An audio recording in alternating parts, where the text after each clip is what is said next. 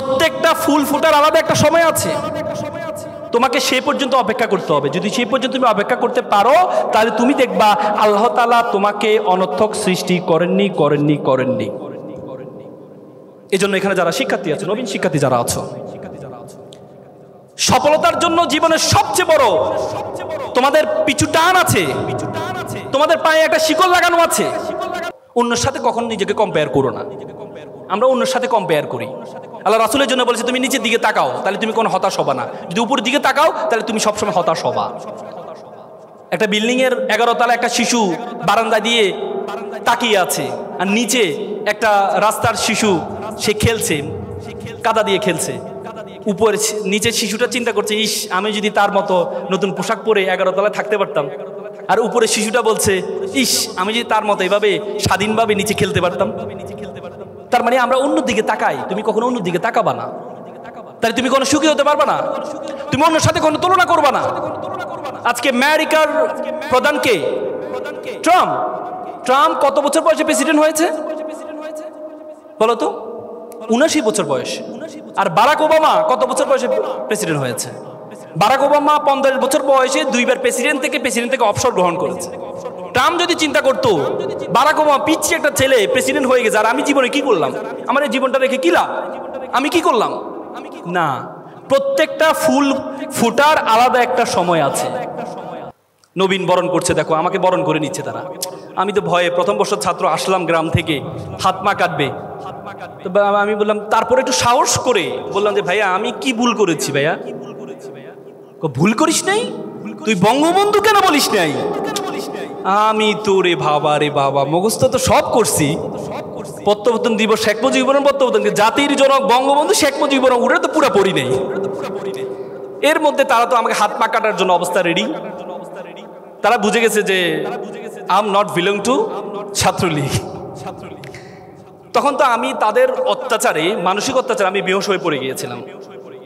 পড়ার পর আমাকে পরবর্তীতে নিয়ে যায় রুমে, নিয়ে পানি টানি ঢালার পর হোঁশ আসার পরে আমি যে হলে উঠবো, হলের সভাপতি ছিল আমার বাড়ি কুমিল্লা, তার বাড়িও কুমিল্লা। আমি চিন্তা করছি তার কাছে উঠলে মানে ছাত্রলীগের সভাপতি, তাহলে আমি একটু সেফ থাকবো। তো সে আমাকে দেখতে আসলো। তো আমি বললাম, ভাই আপনি আর এলাকা বাড়ি আমার একই এলাকার, আপনি কি করলেন এটা? যা বেটা, আমি তো তোকে চাইছিলাম তোর সাহস কতটুকু, যে ছুরি গুলির সামনে তুই কতটুকু নিজেকে তৈরি করতে পারিস, তোকে নেতা বানাইতে পারবো কিনা, এই জন্য চাইছিলাম। তা আমি বললাম, ভাই আগে তো প্রশ্নটা ফাঁস করে দিতে পারতেন। তার মানে তখন আমাদেরকে প্র্যাকটিস করা হতো নবীনদেরকে, পড়াশোনা না, যে তোমার সাহস কতটুকু, তোমার হাত মা কাটতে পারো কিনা। আমাদেরকে তখন সোহরাওয়ার্দীতে রাতে পাঠানো হতো, সোহরাওয়ার্দী উদ্যানে আমাদেরকে পাঠিয়ে বলা হইতো যে যারা কাপল আছে তাদেরকে ধরবা, প্রথমে ধরে জিজ্ঞেস করবে ঢাকা বিশ্ববিদ্যালয় কিনা। যদি ঢাকা বিশ্ববিদ্যালয়ে মারা দরকার নেই, আর যদি অন্য বিশ্ববিদ্যালয় হয় তাহলে চড়াইবে শুধু ঠুস ঠাস। কেন? বলে যে এটা করলে, তো আমি এক বড় ভাইকে জিজ্ঞেস করলাম, বড় ভাই এটা কেন করা হয়? বলে যে এটা করলে তোমার সাহস বাড়বে। সাহস বাড়বে? কি শিখাচ্ছে আমাদেরকে? সাহস বাড়ানোর জন্য আমাদেরকে রাতে সোহরাওয়ার্দীতে পাঠানো হয়। তারপর এক বড় ভাই বলে, শোন তোদেরকে আমি এটা বলে রাখি, তোরা যখনই দেখবি যে আমি কোনো কারোর সাথে কথা বলতেছি, তখন আমি মাথায় যখন হাত দিব তখন তোরা বুঝতে পারবি যে সামনে যে আছে সে হচ্ছে আমাদের শত্রু। তখন তোরা মাইর দেওয়া শুরু করবি। আর তখন আমি নিষেধ করবো, এই আমার বন্ধু মারিস না। মানে এরা হয়তো ছাত্র শিবির আর ছাত্র দল, যে তোরা মারা শুরু করবি। তখন আমি নিষেধ করবো, এই আমার বন্ধু মারিস না, তোরা তারপরেও বেশি মারবি। যত বেশি নিষেধ করবো তত বেশি মারবি। তো এটা তো হয়ে গেছে, আমাদের শিক্ষা হয়ে গেছে। একদিন মনে আছে, এখানে একটা টিএসসির মোড়ে কর্নারে একটা জুসের দোকান ছিল। জুসের দোকানে আমরা ওই বড় ভাইটা দাঁড়ায় একজনের সাথে কথা বলতেছি। আমরা ছিলাম রাজু ভাস্কর্যের এখানে। তখন উনি মাথায় হাত দিছে। তখন আমাদের মধ্যে একজন, এই ভাই তো ইশারা দিচ্ছে, চল সবাই গিয়ে ওই ভাইটাকে দিল মারি। বড় ভাই বলছে, এই আমার বকনিফতি। তারপরেও ফলাফাইন তো বলছে যে নিষেধ করছে, মারতে হবে। বলছে আমার আপন, আল্লাহর কসম আমার আপন বকনিফতি। তারপরেও ফলাফাইন মেরে একবারে। কারণ ভাই শিখে দিছে যত বেশি নিষেধ করবো তত বেশি মারবি, আর আমি যত বেশি বলবো তত বেশি মারবি। পরে জানতে পারলাম আসলে এটা তার বকনিফতি ছিল, তারা দেখতে আসছিল। তার মানে আমাদেরকে শিখানো হতো এটা। এই জন্য তোমরা অনেক বড় সৌভাগ্যবান, যে ফার্স্ট ইয়ারে এসে তোমরা একটা ক্যারিয়ার গাইডেন্স প্রোগ্রাম পাচ্ছ। সেখানে শেখানো হচ্ছে না তোমার সাহস আছে কিনা, সেখানে তোমাকে ছুরি দিয়ে তলোয়ার দিয়ে তোমাকে সাহস শেখানো হয় না, সেখানে বড়দেরকে চর মেরে কাপলদেরকে চর মেরে শেখানো হয় না তোমার সাহস আছে কিনা, সেটা শেখানো হয় না। এই জন্য তোমরা অনেক বড় সৌভাগ্যবান। এই জন্য নামটা স্বাধীন বাংলাদেশ ছাত্র সংসদ, নামের মধ্যে কাজেরও মিল আছে, যে স্বাধীন ছাত্র তোমরা অনেক বেশি ঢাকা বিশ্ববিদ্যালয়ের স্বাধীন ছাত্র। ছোটবেলায় একটা কবিতা বলেছিলাম, নামের বড়াই করো না তো নাম দিয়ে কি হয়, নামের মাঝে পাবে না তো সকলের পরিচয়। আজকে এখানে বলতে ইচ্ছে করছে যে নামের বড়াই করো তোমরা, নাম দিয়ে সব হয়, নামের মাঝে পাবে স্বাধীন বাংলাদেশ ছাত্র সংসদের পরিচয়। আজকে তোমরা এখানে যারা আছো, you must mind it, this is a beginning. You must mind it, this is a beginning. This is the very very beginning of your journey. তোমাদের জীবন মাত্র শুরু হয়েছে। You have to compete not only in Dhaka University. You have to compete all over the country. You have to compete all over the world. You have to truly think you are global citizen.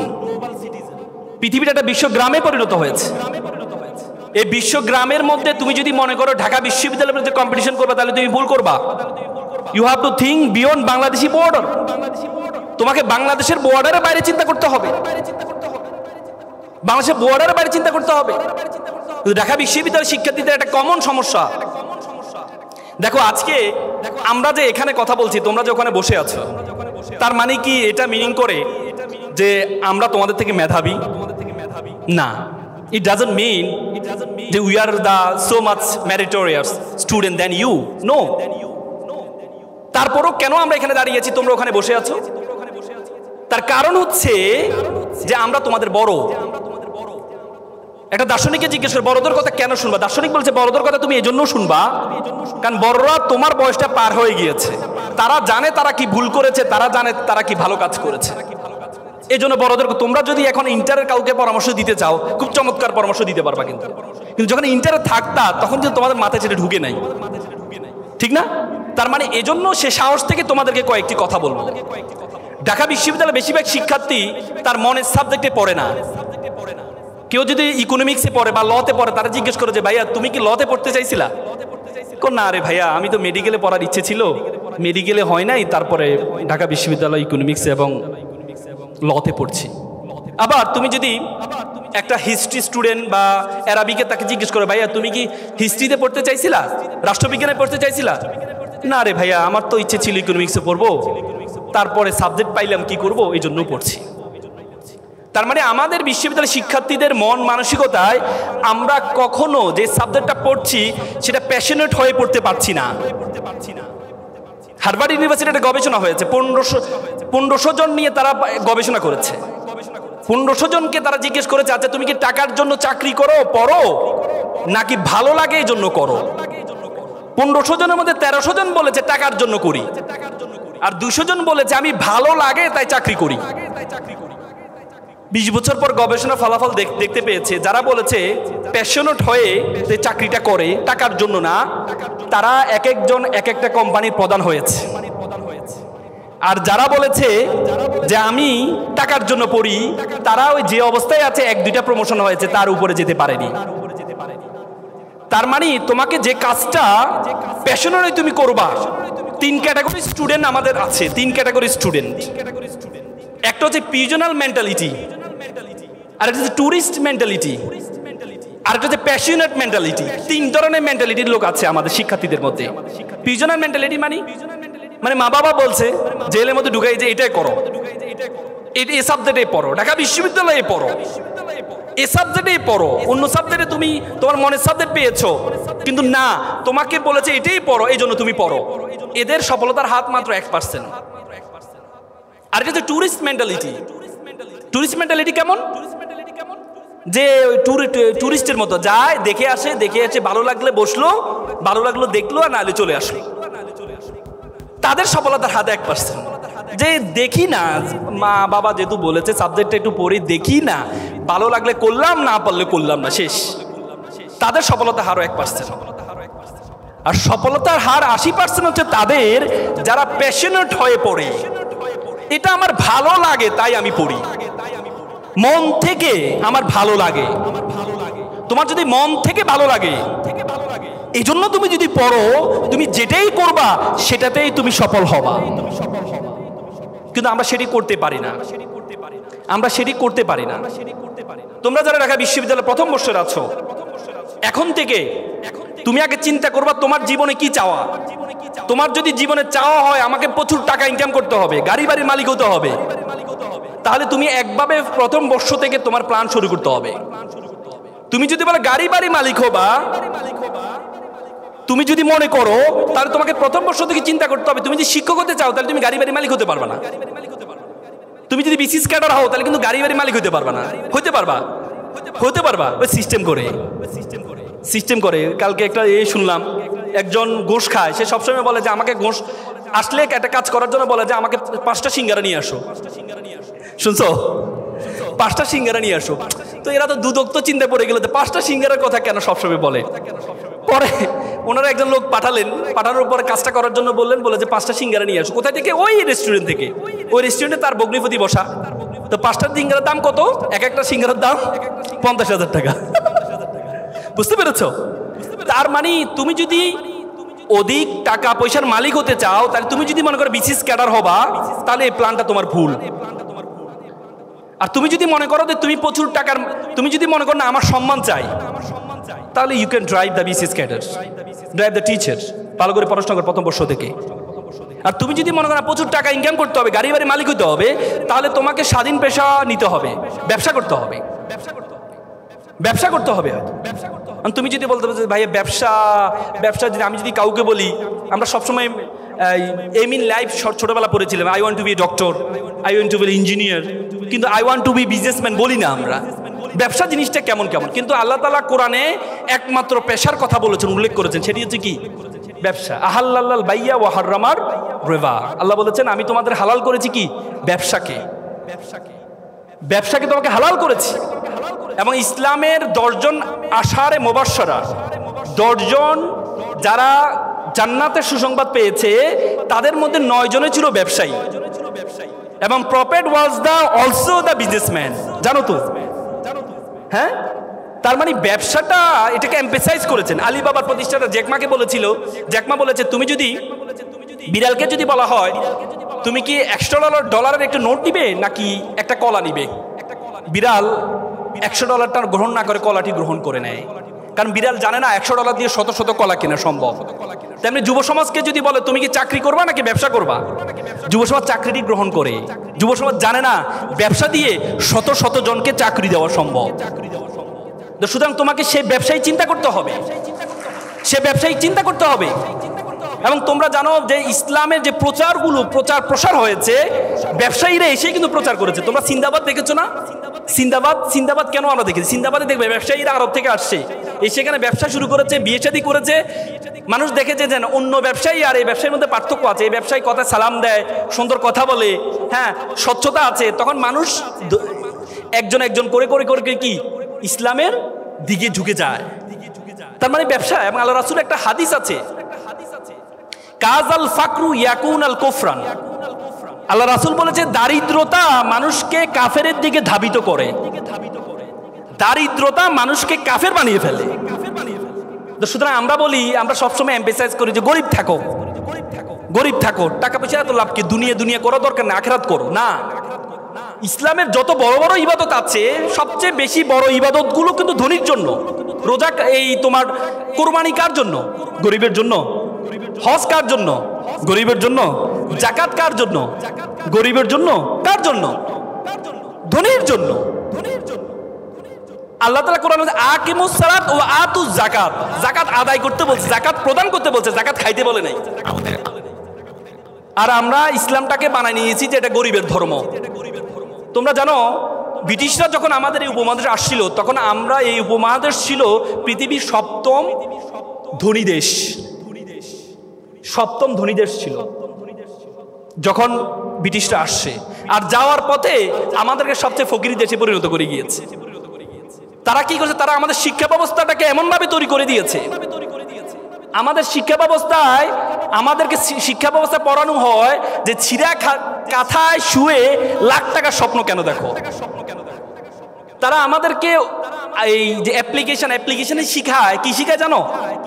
যে কেরানি পদে চাকরির জন্য আবেদন, কখনো দেখছো CU পদে আবেদনের চাকরির জন্য আবেদন তোমাদেরকে শিখাইতে? এমডি পদে আবেদনের চাকরি শিখাইতে আমাদেরকে যে কেরানি পদে আবেদন। তার মানে ব্রিটিশরা আমাদের মাথায় ঢুকিয়ে দেয় তোরা ফকিরের জাতি, তোরা ফকিরের জাতি, তোরা চিন্তা করবি কেরানি পর্যন্ত, একটা প্রধান হওয়ার জন্য চিন্তা করবি না। আমরা সেই মেন্টালিটি নিয়ে আছি, বড় স্বপ্ন দেখতে পারি না, এমডি হব সে স্বপ্ন দেখতে পারি না, বড় ব্যবসায়ী হব স্বপ্ন দেখতে পারি না, সে স্বপ্ন দেখতে পারি না। এই জন্য তুমি যদি আমি বিশ্ববিদ্যালয়তে বের হওয়ার পর আমার চিন্তা ছিল আমি চাকরি করব, সরকারি চাকরি করবো। এরপর বললো না, সরকারি চাকরি করলে তো আমি তো অসৎ হইতে পারবো না, অসৎ হইতে পারবো না। আল্লাহর রহমতে আমি একটা স্বাধীন পেশায় আছি, স্বাধীন পেশা আছে। আমি যখন ওকালতি দিতে ঢুকি প্রথম দিনে আমি স্যালারি পেয়েছিলাম 100 টাকা। একটা শুনানি করেছিলাম, জামিন করেছিলাম, সিনিয়র আমাকে 100 টাকা দিয়েছেন। এবং আমার বন্ধু যারা আছে তারা বিভিন্ন বাংলাদেশ ব্যাংক, বড় বড় ব্যাংক প্যানেল লয়ার হিসেবে ঢুকেছে, তাদের বেতন ছিল 70 থেকে 80 হাজার টাকা।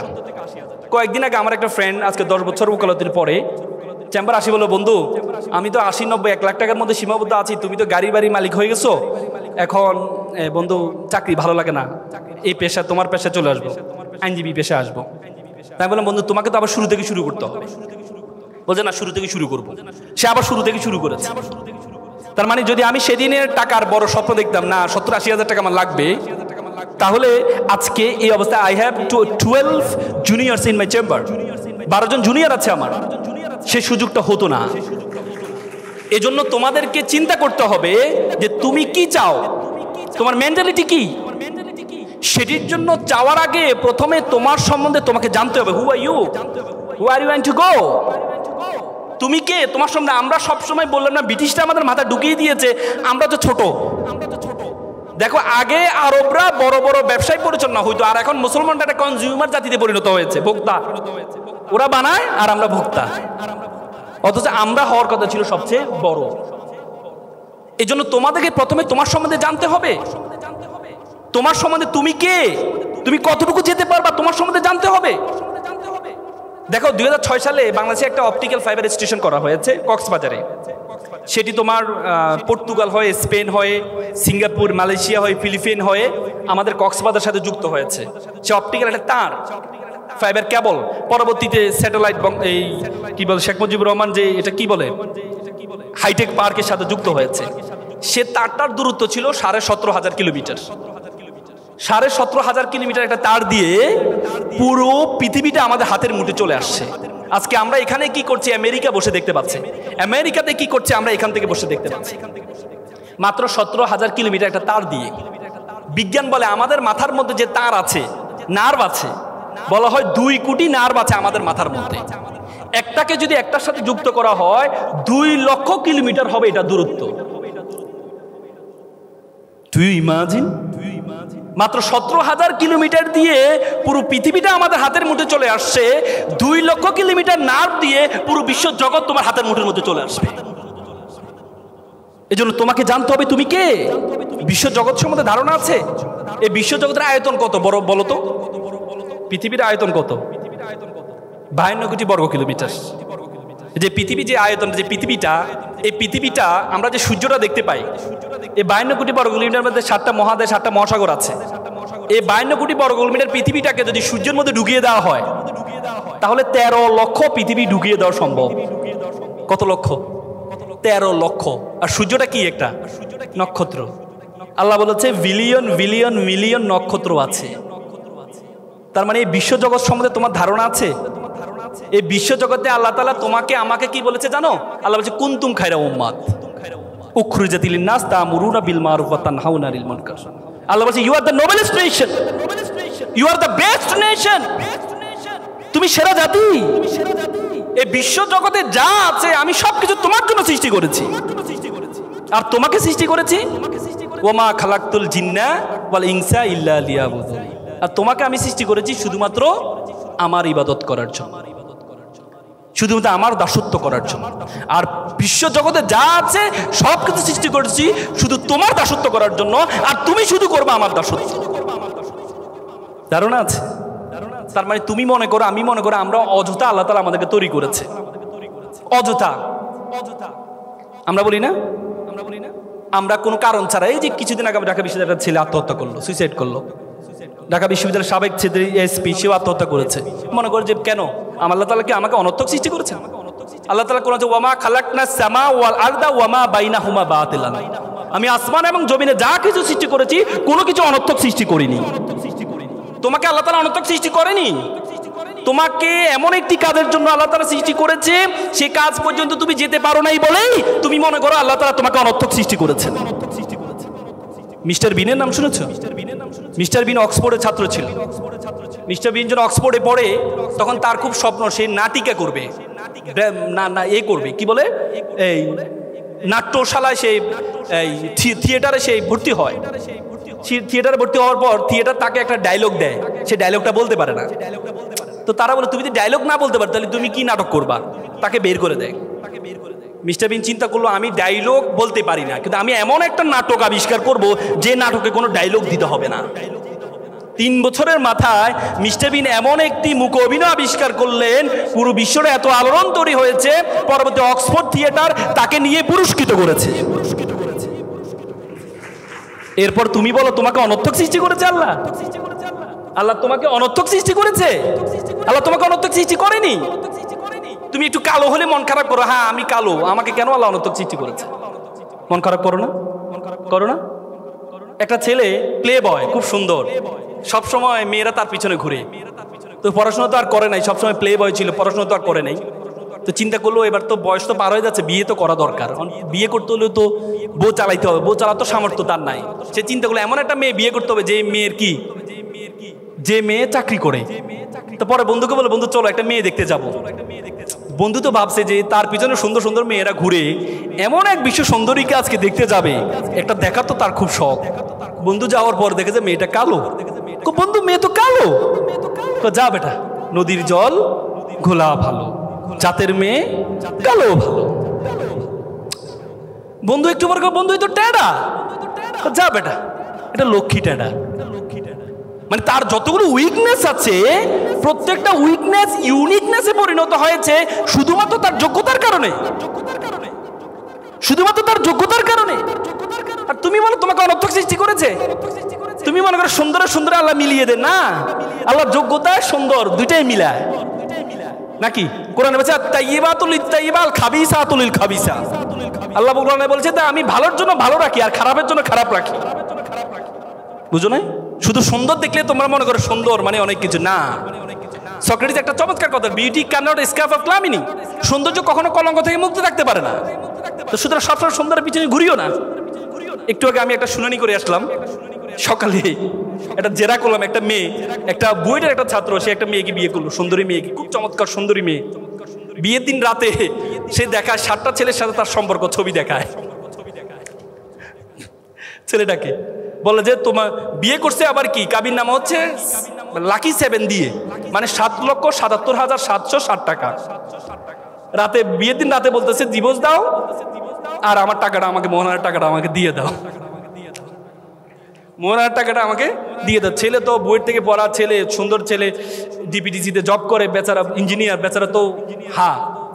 পরে যখন দিচ্ছে না তখন বিরুদ্ধে করে দিল এক মামলা। তো পরে ফার্ম গেটের ছেলেটা একটা কম্পিউটার দোকান থেকে পিন করছে, যে তাকে তো ছবিগুলো দেখেছে, 7-8 জনের সাথে সম্পর্ক আছে, পিন করছে। তো কম্পিউটার দোকানে উনি বলতেছে ভাই কি ঘটনা, বলে যে এই অবস্থা, আমার একটা ভালো লয়ার দরকার। তখন কম্পিউটার দোকান নাকি আমার কথা রেফার করলো, ক্রিমিনাল লয়ার হলে উনি এটা ভালো জানে, ওনার কাছে আপনি যান। তো সেই ইঞ্জিনিয়ার সাহেব 3-4 দিন ধরে আমাকে নিয়ে ওয়েবসাইট দেখেছে, গবেষণা করে তারপর আমার চেম্বারে আসে। পরবর্তীতে এই মামলা তাকে আমি জামিন করিয়েছি। তারপর আজকে মেয়েটার জেরা করলাম, মেয়েটার জেরা করার পর মেয়ের নাকে দিয়ে মুখে দিয়ে শুধু পানি বের হচ্ছে, বাতাস বের হচ্ছে। তাকে যখন বিষয়গুলো সবগুলো সামনে নিয়ে আসা হলো, তার মানে শুধু সুন্দর দেখলেই তোমরা লাভ ঝাপ করার দরকার নেই। আল্লাহ তাআলা কালো তৈরি করেছে কারণে, আমার মতো কালো তৈরি করেছে কারণে, আবার তোমাদের মতো সুন্দর তৈরি করেছে কারণ দিয়ে। তোমাকে অনর্থক সৃষ্টি করেনি আল্লাহ তাআলা, তোমাকে অনর্থক সৃষ্টি করে। আমরা সবসময় সুখের সঙ্গেই খুঁজে পাই না, সুখের সঙ্গেই খুঁজে পাই না। একটা কাক মন খারাপ, আমি কালো মানুষ, আমি কালো পাখি, আমাকে কেউ সম্মান দেয় না। সবচেয়ে সুখী পাখি মনে হয় টিয়া পাখি। তো কাকে একদিন টিয়া পাখির কাছে গেছে তার সুখের সংজ্ঞা শোনার জন্য। টিয়া পাখি আহা, তোমাকে মানুষ, আমার মনটা খারাপ, কারণ আমাকে কেউ পাত্তা দেয় না। আমি পৃথিবীর সবচেয়ে ভালো কাজ করি, ময়লা আবর্জনা দূর করি, কিন্তু আমাকে কেউ পাত্তা দেয় না। কিন্তু তোমাকে মানুষ সবসময় আসলেই, আমি বারান্দা আসলে মানুষ আমাকে দূর দূর করে দাঁড়িয়ে দেয়, আর তোমাকে আসলে মানুষ কাছে নিতে চায়, সেলফি তুলতে চায়। তুমি অনেক সুখী। সে কে বলেছে আমি সুখী? হ্যাঁ তুমি সুখী। কে বলেছে আমি সুখী? আমি কিভাবে সুখী হই? আমাকে মানুষ, আমি বারান্দায় কোথাও যাবো, স্বাধীনভাবে চলতে পারি না, মানুষ আমাদেরকে ধরে ফেলে, ধরে খাঁচার মধ্যে বন্দি করে ফেলে। সবচেয়ে সুখী হচ্ছে রাজহাঁস। কি রাজহাঁস সুখী? কেন? রাজহাঁস দেখো কখনো বের হচ্ছে, কখনো আবার ঘরে যাচ্ছে, কত ভালো। কাক বলে তার রাজহাঁসের কাছে যায়, রাজহাঁস সাহেব শুনলাম আপনাকে খুবই সুখী।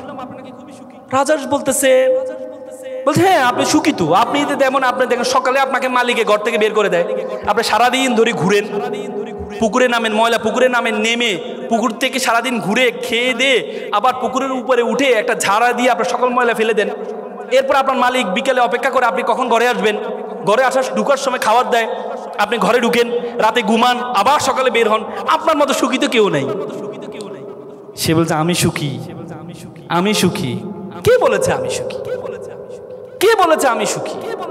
সুখী তো সবচেয়ে বেশি সুখী ময়ূর। দেখো কত সুন্দর ময়ূর, তার সাথে মানুষ ছবি তোলে, তার সাথে সেলফি তোলে, কত সুন্দর দেখতে। কাক বললো যে ময়ূর সুখী। কাক গেল ময়ূর কাছে, ময়ূরকে দেখতে গেলেও চিড়িয়াখানা ঢুকতে হচ্ছে। সে বলে ওরে বাবা রে, মানুষ টাকা দিয়ে তাকে টিকিট কেটে তাকে ঢুকতেছে, তার মানে তো সুখী সে। ময়ূরের কাছে গেলে, ময়ূর সাহেব আপনারা তো অনেক সুখী। আমি সুখী। হ্যাঁ আপনি সুখী। সে দেখেন সবাই আপনার টাকা দিয়ে টিকিট কেটে এসে আপনার সাথে ছবি তুলে, আপনি তো সুখী।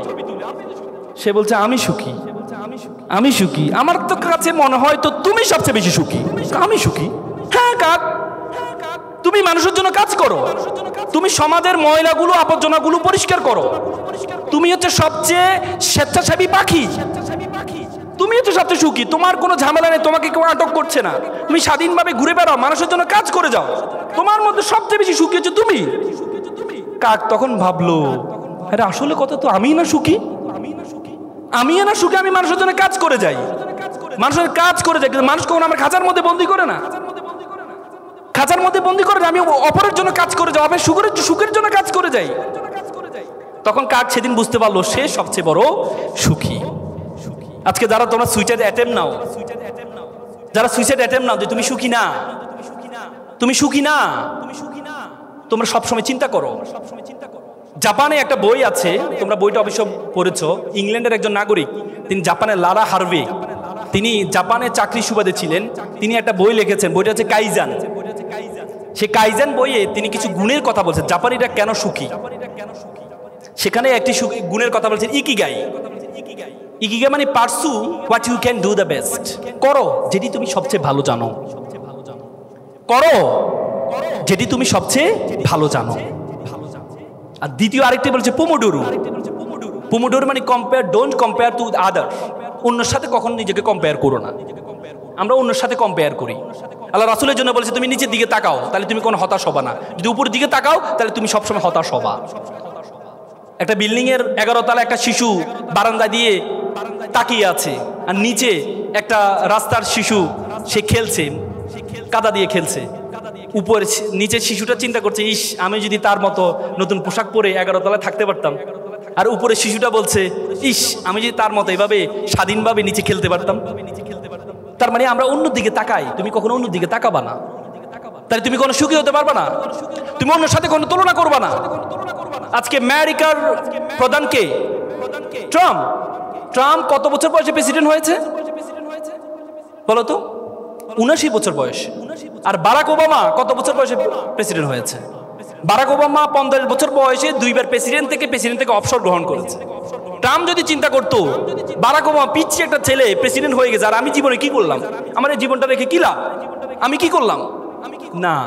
প্রত্যেকটা ফুল ফুটার আলাদা একটা সময় আছে, প্রত্যেকটা ফুল ফুটার আলাদা একটা সময় আছে, তোমাকে সেই পর্যন্ত অপেক্ষা করতে হবে। যদি সেই পর্যন্ত তুমি অপেক্ষা করতে পারো তাহলে তুমি দেখবা আল্লাহ তাআলা তোমাকে অনর্থক সৃষ্টি করেননি। এজন্য এখানে যারা শিক্ষার্থী আছো, নবীন শিক্ষার্থী যারা আছো, সফলতার জন্য জীবনের সবচেয়ে বড় তোমাদের পিছু টান আছে, তোমাদের পায়ে একটা শিকল লাগানো আছে। একবার একটা বাবা একটা ছেলে চিড়িয়াখানা গেল, চিড়িয়াখানা যাওয়ার পরে দেখলো একটা হাতি, বড় হাতি, তার পায়ে একটা চিকন শিকল লাগানো আছে। ছোট ছোট হাতি তার পায়ে চিকন শিকল লাগানো আছে। ছোট ছোট হাতিগুলো শিকলটা ছেঁড়ার চেষ্টা করছে, আর বড় হাতির স্তব্ধ হয়ে দাঁড়িয়ে আছে। শিশু চিন্তা করলো, বড় হাতিটা যদি টান দেয় তাহলে শিকলটা ছেঁড়ার কথা, কিন্তু বড় হাতিটা দাঁড়িয়ে আছে কেন? তখন বাবাকে জিজ্ঞেস করল, বাবা বললো তাহলে এক কাজ করি, কেয়ারটেকারকে একটু জিজ্ঞেস করি। পরে কেয়ারটেকারকে জিজ্ঞেস করা হয়, আচ্ছা বলুন তো, এই যে ছোট ছোট হাতিটা শিকলটা ছেঁড়ার চেষ্টা করছে, কিন্তু বড় হাতিটা স্তব্ধ হয়ে দাঁড়িয়ে আছে, বড়টা টান দিলে তো ছিঁড়ে যায়। তখন কেয়ারটেকার বললো, দেখেন এই বড় বড় হাতিগুলো যখন ছোট ছিল তার পায়ে শিকলটা লাগানো হয়েছিল, তখন সে এই ছোট ছোট হাতির মতো চেষ্টা করেছিল ছেঁড়ার জন্য, তখন সে পারেনি। তার মাথার মধ্যে সেট হয়ে আছে, তখন যেহেতু পারিনি, এখন আমার দ্বারা আর পারা সম্ভব না, সম্ভব না, সম্ভব না। তোমাদের মাথার মধ্যে সে শিকল লাগানো আছে যে তোমার বড় বোন চেষ্টা করেছে বড় জায়গা অক্সফোর্ডে যাওয়ার, বড় বোন চেষ্টা করেছে ঢাকা বিশ্ববিদ্যালয়ের শিক্ষক হওয়ার, বড় বোন চেষ্টা করেছে বিসিএস ক্যাডার হওয়ার, সে হতে পারেনি। তো সুতরাং তুমিও পারবা না, তোমার মাথার মধ্যে সেট হয়ে আছে, সেটা থেকে বের হয়ে আসতে হবে। পরিশ্রমের কোনো বিকল্প নেই। মনে রাখবা, পরিশ্রম তার পারিশ্রমিককে কখনো খালি হাতে ফেরায় না, কখনো না, কখনো না। তুমি পরিশ্রম কর, পৃথিবীর সবচেয়ে বড় সংজ্ঞা। পরিশ্রমের কোনো বিকল্প নেই, পরিশ্রমের কোনো বিকল্প নেই। একটা এক্সাম্পল তোমাদেরকে দিই। একবার একটা অঞ্চলে তারা চিন্তা করলো একটা মন্দির বানাবে। তো মন্দিরের জন্য কি লাগে? মূর্তি লাগে। তো তারা চিন্তা করলো একটা মূর্তি বানাবে। তো মূর্তির জন্য কি লাগবে? পাথর লাগবে। তো তারা চিন্তা করলো একটা পাথর কোথা থেকে পাওয়া যায়? সুন্দর পাশের গ্রামে একটা পাথর আছে, সুন্দর পরিহিত পাথর। তোর সাথে কেউ সেলফি তুলতো না, আমার সাথে সবসময় মানুষ সেলফি তুলতো। আর আজকে মানুষ তোকে প্রণাম করছে, তোকে সালাম করছে, আর আমাকে আসতে যেতে লাথি মারছে। তখন কালো পাথর বললো, তুমি তো দেখেছো আমাকে সম্মান করাটা, কিন্তু আমাকে যখন কাটা হয়েছে, ঘষা হয়েছে, মাজা হয়েছে, 10 জন মিলে চারদিক থেকে আমার উপর আঘাত করা হয়েছে, তখন আমি সহ্য করেছি বলেই আজকে মানুষ আমাকে প্রণাম করছে, সালাম করছে। তুমি যদি মনে করো যে পরিশ্রম করবে না, কষ্ট করবে না, এমনি মানুষ তোমাকে সম্মান করবে, এত সহজ? আমরা সবসময় বলি, আমরা একটা হাদিসের কথা, তাকদীরুল ইয়ারুদ্দু, তাকদীর কখনো পরিবর্তন হয় না। কপালে যেটা আছে সেটা, কপালে যেটা আছে সেটা। অথচ আল্লাহ তাআলা কোরআনে বলেছে, ওয়ালাইসা লিল ইনসানু ইল্লা মা সা। আল্লাহ বলেছে মানুষ ততটুকুই পায় যতটুকু সে চেষ্টা করে। এবং আল্লাহ তাআলা কোরআন আরেকটা আয়াতে বলেছে, ইন্নাল্লাহা লা ইউগাইয়িরু বিকাউমি হাত্তা ইউগাইয়িরু বিআনফুসিকুম। আল্লাহ কোনো জাতির ভাগ্য পরিবর্তন করে না যতক্ষণ পর্যন্ত ওই জাতি এবং ওই ব্যক্তি নিজের ভাগ্য পরিবর্তন করার চেষ্টা না করে। আর তুমি মনে করো চেষ্টা করবা না, এমনিই তুমি সফল হয়ে যাবা, তোমাকে মানুষ সালাম করবে, প্রণাম করবে না, এমনি করবে না, তোমাকে এমনি কখনো করবে না।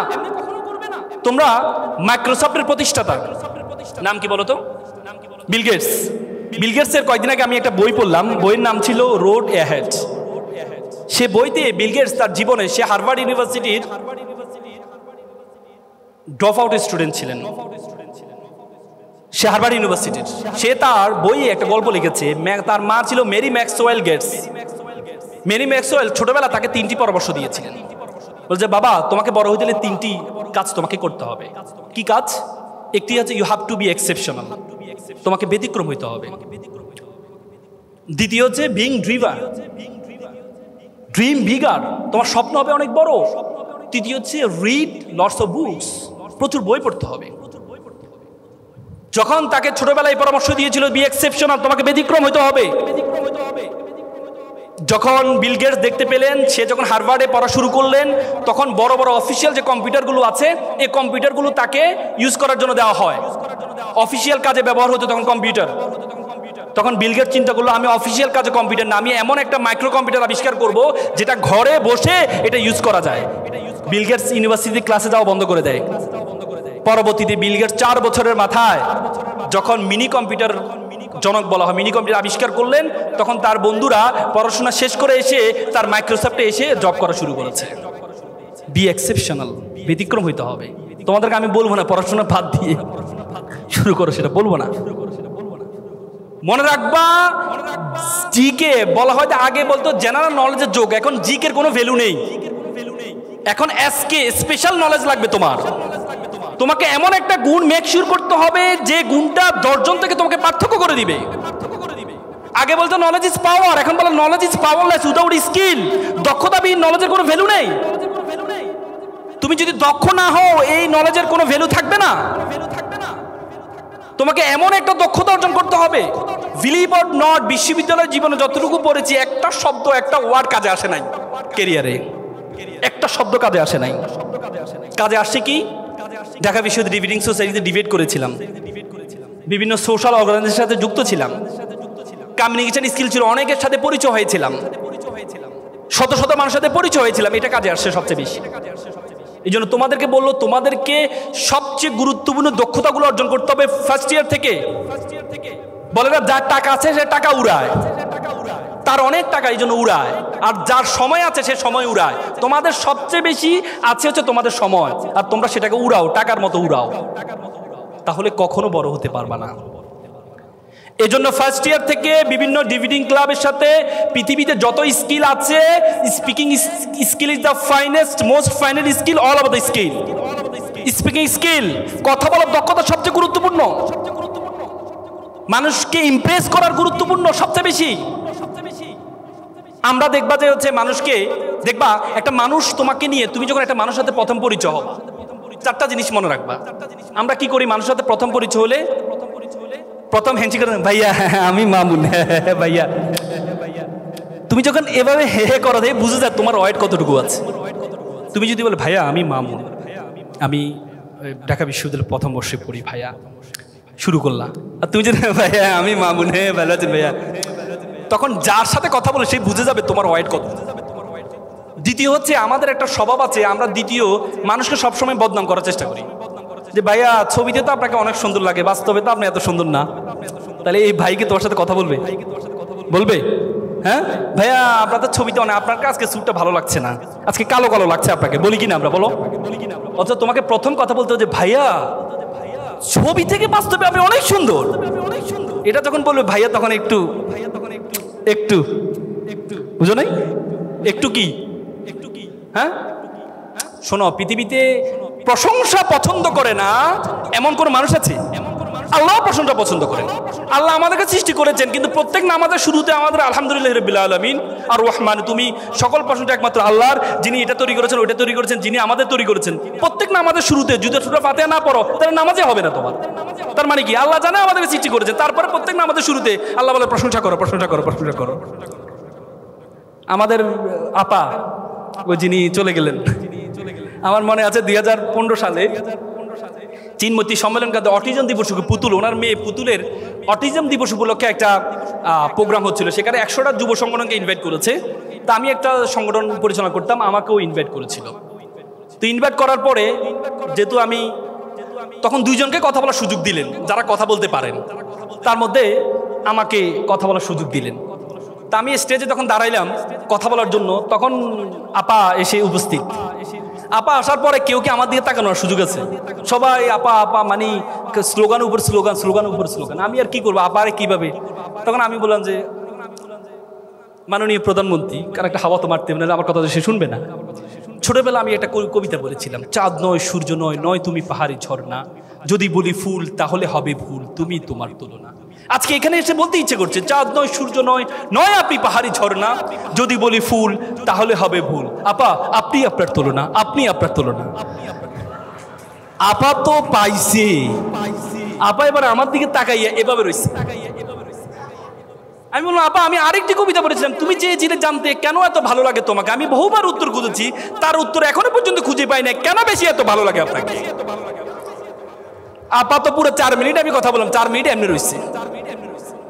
তো এমনি রসার পর শেষ করার পর আমাকে ডাকলো, আমি বললাম আপা আমি আপনার ইউনিভার্সিটি, তুমি ঢাকা ইউনিভার্সিটির? জি জি আপা, হ্যাঁ গুড। আমি যদি পলিটিক্স করতাম, ওই ছবিটা উনি যে আমার মাথায় হাত ধরে ছবিটা দিয়ে আপার সবচেয়ে আস্থাভাজন এই সেই বলে কি অবস্থা হইতো বলেন তো? ওই সময় অবস্থা হইতো, আর এখন কি অবস্থা হইতো? ঘটনা হ্যাজবেন্ড ঘটে, তখন কি হইতো আর এখন কি হইতো? যাক কপাল, বাঁচাইছে আল্লাহ। এবং ওই ছবিটা আমার এখন সংরক্ষণ আছে, আমি কখনো পাবলিশ করিনি, পাবলিশ করলে বিপদ হইতো।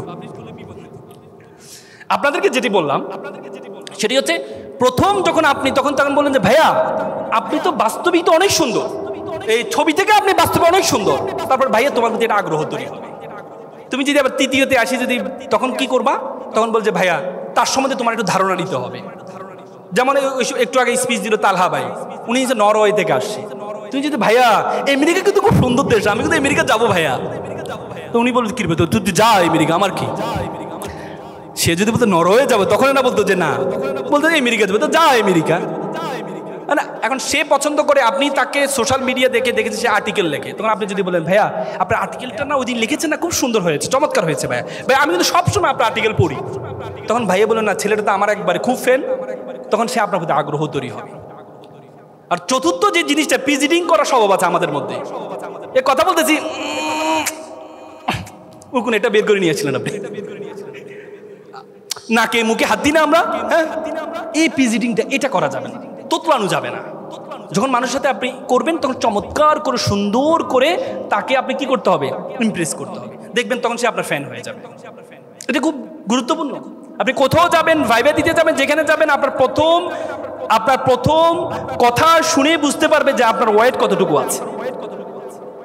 দ্বিতীয় হচ্ছে স্পিকিং স্কিলের মধ্যে সবচেয়ে বেশি গুরুত্বপূর্ণ, সেটি হচ্ছে আঞ্চলিকতা দূর করতে হবে। আঞ্চলিকতা দূর করতে হবে। আমরা এখানে বিভিন্ন এলাকা থেকে আমরা আসি, কেউ নোয়াখালী থেকে, কেউ সিলেট থেকে, চট্টগ্রাম থেকে, বাসার মৃত্যু হয়েছে, অনেক জায়গায় আহত হয়েছে সিলেটে গিয়ে, বলি না, হ্যাঁ, ব্রাহ্মণবাড়িয়া থেকে আসছেন, ওনারা তো আবার লাঠি ছোড়া তারা কিছু বুঝেন না, ঠিক আছে, হাত থাকতে মুখ কিরে, ওনারা বলে যে হাত থাকতে। আমি গত শুক্রবারে রায়পুরে গিয়েছিলাম, যাওয়ার সময় আমার ড্রাইভার সহ সবাইকে বলতেছে, ড্রাইভারকে একজন আমার সাথে নস্টিং দিয়ে উঠেছে, ভাই কোনো কথা বলবেন না, ধমক টমক দিয়ে না, ওরা কিন্তু মুখের আগে কথা হাত চলে, মানে এই যে অটোগুলো সামনে যাবে, গাড়ি কোনো হর্ন দিতে পারবে না, হর্ন দিলে গালি একটা দিয়ে দিবে, মানে তারা সাহসী, কিন্তু তারা যত বেশি সাহসী তারা অবদানও রেখেছে। এবার নতুন বাংলাদেশের সবচেয়ে বেশি ইফেক্টিভ ছিল কি, কারাগারে আক্রমণ, নাকি? হ্যাঁ, মাস্টারদা সূর্য সেনকে যদি ব্রিটিশের অস্ত্রাগার লুটের জন্য আজীবন মানুষ স্মরণ করে, নরসিংদীর মানুষকে কি বলে আজীবন মানুষ স্মরণ করবে কিসের জন্য? এই কারাগার আক্রমণের জন্য। না না, এটা নরসিংদীর, রায়পুর হচ্ছে নরসিংদীর, আপনার হচ্ছে ব্রাহ্মণবাড়িয়া পাশাপাশি। এই জন্য আপনাদেরকে বলি, কথা আঞ্চলিকতা দূর করতে হবে। আমার মনে আছে আমরা একবার সাবেক অর্থমন্ত্রী সাইফুর রহমানকে একটা ইনভাইট করতে গিয়েছিলাম একটা প্রোগ্রামের জন্য। তো সাইফুর রহমান সাহেবের কাছে যাওয়ার পর আমরা একটু সুটেড বুটেড হয়ে গিয়েছি একটা প্রোগ্রামের জন্য, বললাম যে স্যার আমরা আসছি। তো উনি বললো তোমরা এক কাজ করো, তোমরা সোয়েটার পরে আসো। আমরা ভাবলাম স্যার মনে স্যুট টুট পছন্দ করেন না। তো পরে আমরা নীলক্ষেত গেলাম, নীলক্ষেত দিয়ে সোয়েটার কিনলাম, সোয়েটার কিনে সোয়েটার পরে গেলাম। এই তোমাদেরকে বললাম না সোয়েটার পরে আসছে, তোমরা এখন কেন আসলে? পরে বুঝতে পারলাম ছয়টার পরে যেতে বসে। আমার মনে আছে রাজশাহীতে একটা প্রোগ্রাম করছিলাম, চাঁপাইনবাবগঞ্জে একটা স্কুলে কর্মশালা করছিলাম, প্রায় 2 ঘন্টা ধরে আমি স্পিচ দিচ্ছিলাম। পিছন থেকে একজন মেয়ে উঠে বললো, স্যার আমার একটা কথা আছে। আমি বললাম ভাইয়া তুমি আমাকে স্যার ডাকলে কেন? ভাই আপনি মাইন্ড করেছেন, আমাদের এলাকায় না ভাইয়াকে সম্মান করে স্যার ডাকে, ভাইয়াকে সম্মান করে স্যার ডাকে। পরে নামাজ একটা ছেলে আমাকে, ভাইয়া আমাকে একটা SMS করেন তো। একটু পরে নামাজ পড়তে আস্তাগফিরুল্লাহ সুবহানাকা আল্লাহুম্মা। পরে বুঝতে পারলাম, মানে have you any problem the local language to create the problem all kinds of languages. যদি আপনার লোকাল ল্যাঙ্গুয়েজ,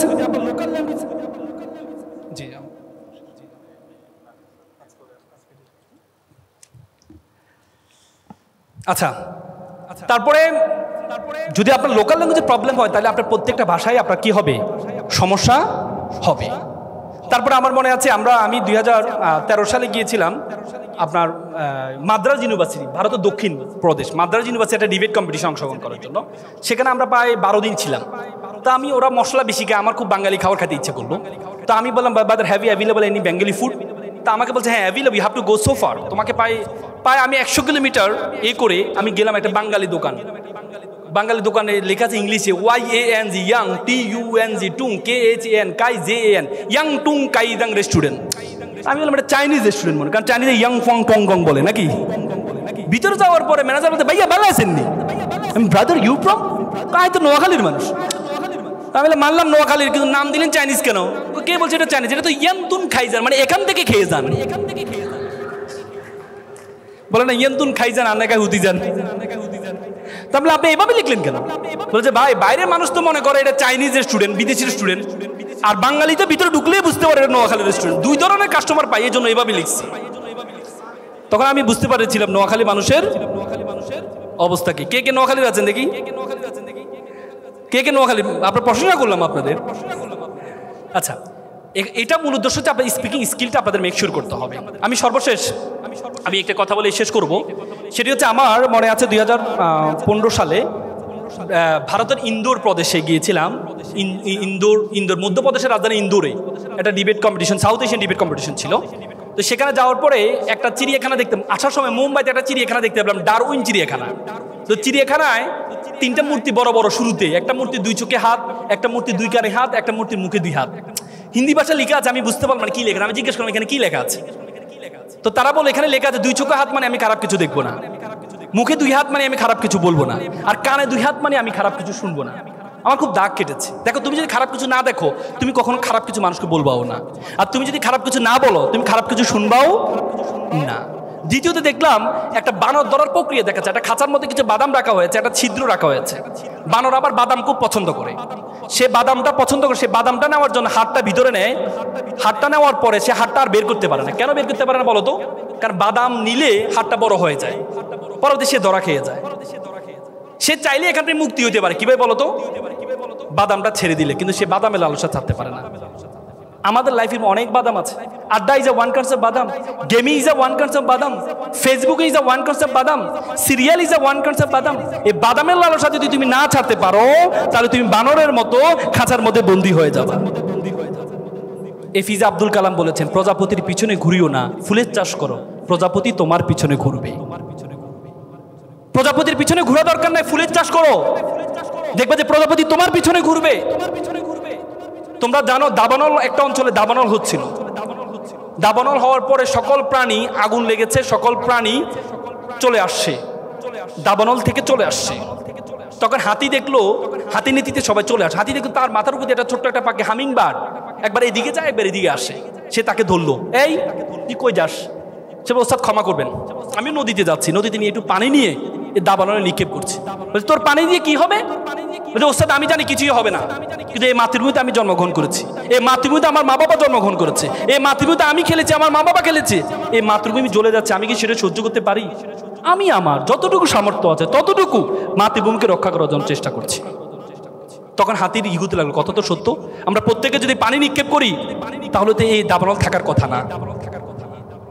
পৃথিবীতে এত সুন্দর দেশ তুমি কোথাও পাবা না। I have visited 26 states all over the world. আমি পৃথিবীর 26টা দেশে গিয়েছি। যখনই গিয়েছি, একদিন থেকে যে 2 দিন থেকে যে আমার দেশের জন্য অন্যরকম ভালোবাসা তৈরি হয়। কোথাও গরম, কোথাও ঠান্ডা, এত সুন্দর দেশ তুমি কোথাও। আমি রাশিয়া গিয়েছিলাম, -25। আমি বের হয়েছে, আমার হাত ফেটে রক্ত বের হয়েছে, হাত ফেটে রক্ত বের হয়েছে আমার, এত ঠান্ডা। পৃথিবীতে এত সুন্দর দেশ তুমি কোথাও পাবা না, কখনো গরম, কখনো ঠান্ডা। John F Kennedy, you don't ask what country can do for you, you can ask you can do for you country. তুমি জিজ্ঞেস করো তোমার দেশ তোমাকে কি দিয়েছে, বরং তুমি জিজ্ঞেস করো তুমি তোমার দেশের জন্য কি করেছো। সুতরাং প্রত্যেকেই নিজের দেশের প্রতি মমত্ববোধ, ভালোবাসা যদি আমরা রাখতে পারি, ইনশাল্লাহ আমরা কখনো ছোট হব না। শিক্ষার্থীরা যারা আছে সবাই একটু দাঁড়াও, আমি একটা ওত বলে আমার কথা শেষ করবো। শিক্ষার্থীরা সবাই একটু দাঁড়াও, আমি সব জায়গায় ওটা বলার চেষ্টা করি, সবাই একটু দাঁড়াও। স্কুল তো শেষ করে আসছো তোমরা, আমিও বলছি, আমার সাথে হাত, সামনে হাত নাও, বলো আমি ওয়াদা করছি, লাউডলি বলো, আমি ওয়াদা করছি খারাপ কিছু দেখবো না, খারাপ কিছু শুনবো না, খারাপ কিছু বলবো না। যে মুখে ডাকি মা, সে মুখে মাদক না। মানুষের মতো মানুষ হব, পিতামাতাকে শ্রদ্ধা করব, নিজের দেশকে নিজেই গড়ব। আবার বলো, আমি ওয়াদা করছি খারাপ কিছু দেখব না, খারাপ কিছু শুনবো না, খারাপ কিছু বলবো না। যে মুখে ডাকি মা, সে মুখে মাদক না। মানুষের মতো মানুষ হব, পিতামাতাকে শ্রদ্ধা করব, নিজের দেশকে নিজেই গড়ব। তোমরা যারা ছোট্ট শিশু, বড় হবে ঠিক, তোমরা হবে শিল্পী, কবি, লেখক, বৈজ্ঞানিক। আজকে যারা ফুলের কলি, কালকে হবে ফুল। তোমরাই দূর করবে এই সমাজের ভুল। সকলে ভালো থাকবা, সুস্থ থাকবা। আসসালামু আলাইকুম।